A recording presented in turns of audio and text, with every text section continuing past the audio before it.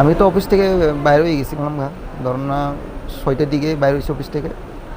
এবারে রাস্তাতে ওই মহিন্দ্রা শোরুম আছে না, ওখানে একটা ইয়ে আছে, তিন তিনমুখা আছে। ওই ম্যাজিক যাইতেছিল ওই দিকে, আমি যাইতেছি ইয়ে মহেশখোলার দিকে। তাহলে আমি তো আস্তে আস্তে যাই, আমি সবসময় আস্তে আস্তে চালাই, ম্যাক্সিমাম 40 স্পিড থাকে। ওই দিনও 35-40 আসলো আমার। আমি আমার সাইডে আসলো, আর তারা হঠাৎ করে মানে ওই ক্রস করতে গেছে আর কি, ওখানে ক্রসিং আছে না একটা, বলে ওখানে আয়া ইন্ডিকেটার দিস, ইন্ডিকেটার একটু দেরিটি দিছে।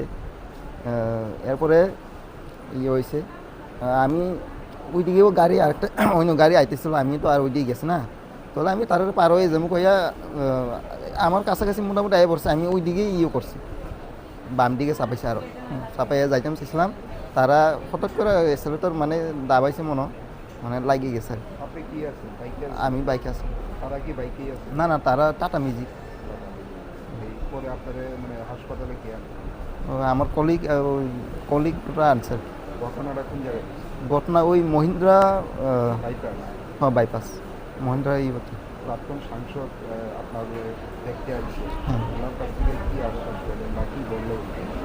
উনি বলেছেন আপনি তাড়াতাড়ি সুস্থ হয়ে যাবেন, একটু বেশি সমস্যা নেই, আমরা যা করব আমরা তরফ থেকে মানে এটাই করবো। উনি যে আসার মানে মূল্য কারণটা কি আছে, কীভাবে পরিচয় আপনার? পরিচয় তো আমাদের মহারাজগণ ওদের তরফ থেকে ইয়ে করা হয়েছে আর কি। কোনো আর্থিক সহায়তা করে? আর্থিক শরীর বলতে মানে তো কী নাম আপনার? নারায়ণ দেববর্মা। কী করেন? আমি সিনিয়র ইনস্ট্রাক্টর ITI-এ। এমনিতে কোনো আশ্রমের সঙ্গে জড়িত?